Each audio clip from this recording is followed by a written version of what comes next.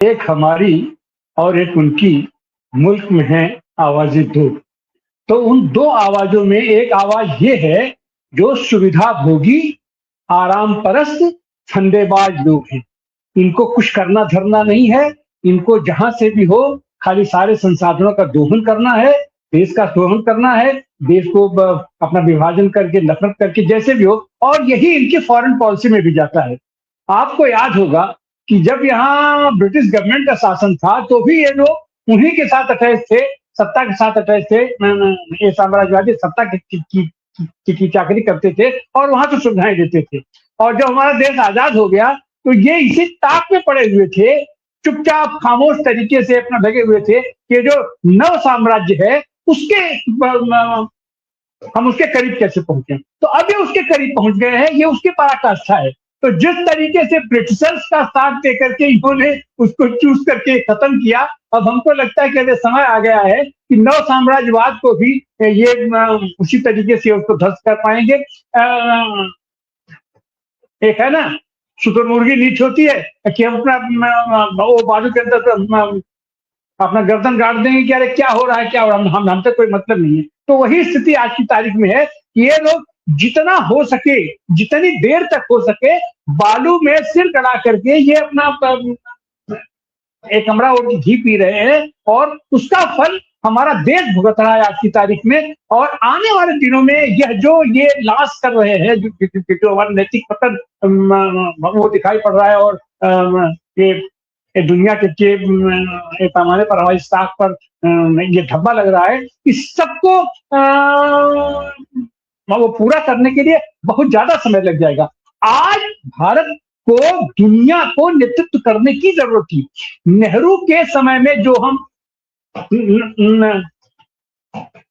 गुटनिरपेक्ष देश बनाए थे, उससे ज्यादा महत्वपूर्ण स्थिति में आज हम हैं। आज हमको ब्रिक्स का नेतृत्व ये हमारे पास है, हमको उसको सजग करके हमको आगे चल करके पूरी दुनिया को हमको रोशनी दिखानी थी। लेकिन हम अपने आप को सरेंडर कर चुके हैं। अब वो सरेंडर का क्या कारण है, कैसे कारण है, बहुत सारी चीज तो खुल चुकी है, लेकिन उसमें एक व्यक्ति विशेष या नेतृत्व विशेष के चलते 140-45 करोड़ देश की अस्मिता को दांव पर लगा करके और ये काम हो रहा है, ये बहुत ही घृणित है, बहुत ही निंदनीय है, बहुत ही असम्मानजनक है। लेकिन फिलहाल मौजूदा हमारा तो डेमोक्रेसी हमारे तो रग रग में है।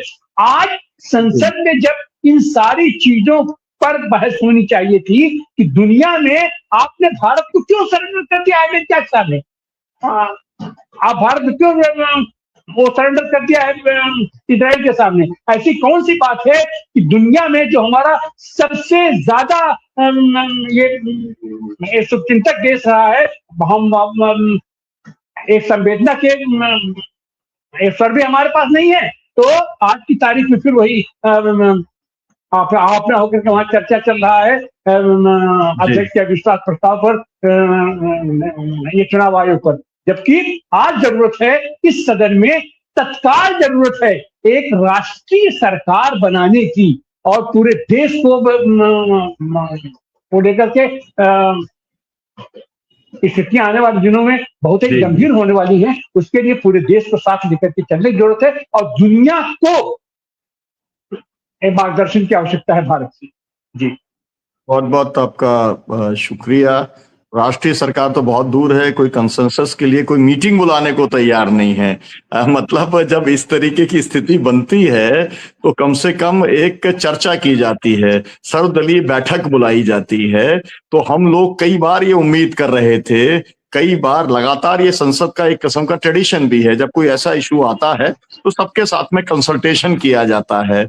लेकिन जब हमारे देश के नागरिकों को बेड़ी हथकड़ी लगा करके लाया गया, वो तब भी नहीं हुआ। जब पूरा का पूरा युद्ध वाला मसला हो गया और बार बार रिपीट किया, तब भी वो नहीं हुआ। फिर आयतुल्लाह खुमैनी की हत्या हो गई, बच्चों की हत्या हो गई, लाखों लोगों की हत्या फिलिस्तीन में हो गई, तब भी वो, जबकि ऑपोजिशन के साथ में कंसेंसस बनाना इन सब मुद्दों के ऊपर बहुत आसान था, लेकिन ये उनकी पॉलिटिक्स का तरीका नहीं है। और आपने एकदम ठीक कहा है कि ये शतुर्मुर्गी विदेश नीति भारत की नई विदेश नीति है और यही इसका पैराडाइम शिफ्ट है।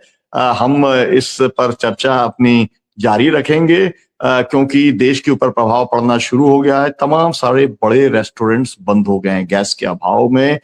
तमाम सारी जगहों पर गैस की जो है कहा जाए ब्लैक जो है या एक उसको जमाखोरी उसकी शुरू हो गई है। आने वाले समय में स्थिति बिगड़ सकती है क्योंकि युद्ध लंबा चलने की उम्मीद है।